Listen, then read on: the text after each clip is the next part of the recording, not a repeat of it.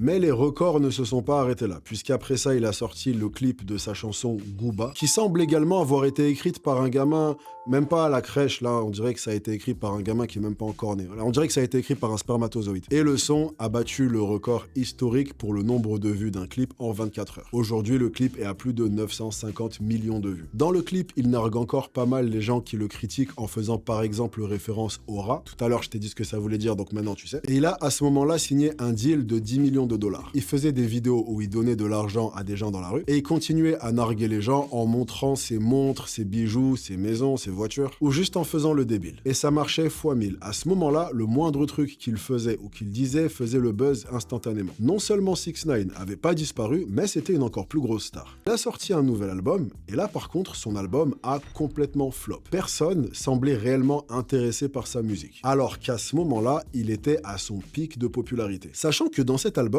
t'avais des morceaux dont le clip sur YouTube avait fait un nombre incalculable de vues.